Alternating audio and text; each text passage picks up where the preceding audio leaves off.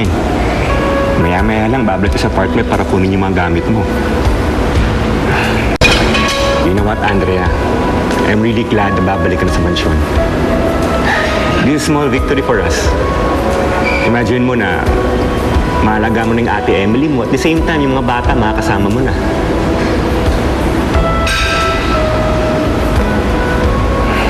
May problema ba?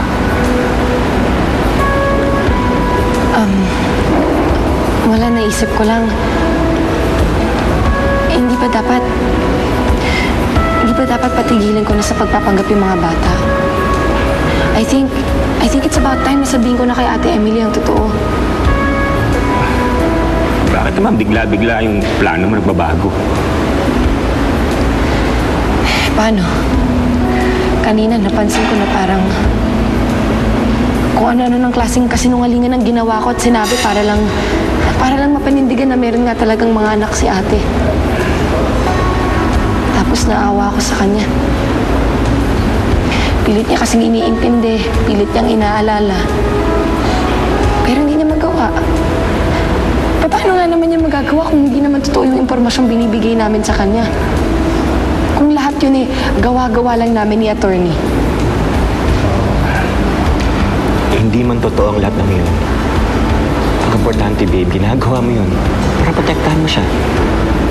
Mahal mong ate Emily mo, kaya ginagawa mo yun. Sige ka nga sa akin. Sabi nga noon, doktor, malapit nang bumalik yung alaala niya. Kapag bumalik ng lahat ng alaala niya, wala ka nang kailangang itago sa kanya. Hindi ko na kailangang sinangaling. Sana nga mangyari na yun. Sana rin, sa lalong madaling panahon para hindi na ako mag-alala sa kondisyon ni ate. Ang sweet-sweet mo talaga. Dito na pala ulit titira yung pinsan mo. Eh, Johnny, kailangan ko siya. Hindi mo ba nakikita? Tutul ang pinsan mo sa ating dalawa. Eh, bakit ba galit na galit ka sa kanya? Eh, paano pilit niya tayong sinisira? Gusto niya maghiwalay tayo. Johnny, sa tingin mo ba, nagpapadala ako sa mga sinasabi niya? Pinakasalan kita dahil mahal kita. Hindi na magbabago yun. Pero galit na galit ang pinsan mo sa akin eh. Eh, kaya nga gusto ko sana dumito na siya. Kasi gusto ko makakasama tayong lahat. Mali mo balang araw, magkakasundo din kayo. Johnny, si Andrea na lang ang pamilya ko. Ay, gusto ko sana nandito rin siya kasi gusto ko lahat kayo nasa piling ko, nasa tabi ko lang. Kailangan ko siya. Kailangan din kita. Kailangan ko din yung mga anak ko.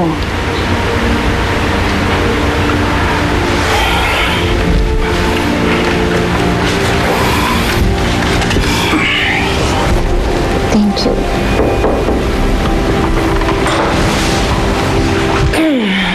Ma'am Emily, Sir Johnny, gusto ko lang po ipaalam sa inyo na yung mga videos ni Luke nakaayos na sa kwarto. Baka gusto niyo panoodin. Johnny, sino siya? Si Eloisa, kamag-anak ko siya. Sa nag-aalaga kay Luke. Kamag-anak? Bakit hindi ko siya kakilala? Malayong kamag-anak. Pamangkin siya ng pinsan ng nanay ko. Welcome home po, Ma'am Emily. Halika. Panoorin natin mga videos ni Luke. Halika. Salamat, ha. Sige po.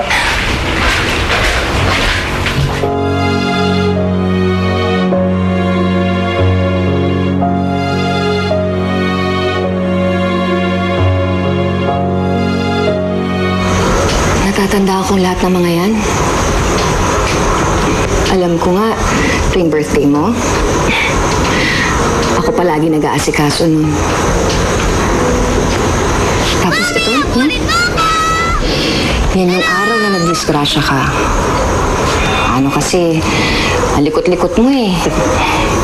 Kung san-san ka tumatalon, kung san-san ka umaakyat. Ayan, tuloy, tinan mo, mahulog ka.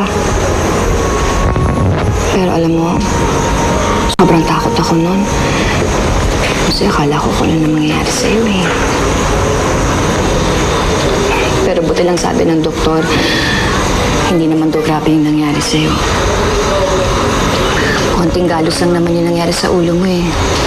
Maliit lang naman yun. Siguro yung stitch mo, mga 1 inch lang. At habang tinatahi yung sugat mo, nakahawak ako sa'yo. Ganito. Nakahawak ako ganyan. Kasi sa tuwing pinipitawan kita, iyak ka ng iyak.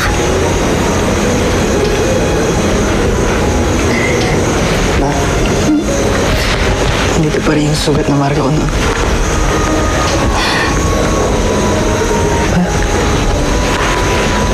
Miss ko na kayo. Walang araw na hindi ko kayo naisip. Nagkahiwalay tayo. Miss na rin kita. Papasalamat ako. Bumalik ka na sa akin.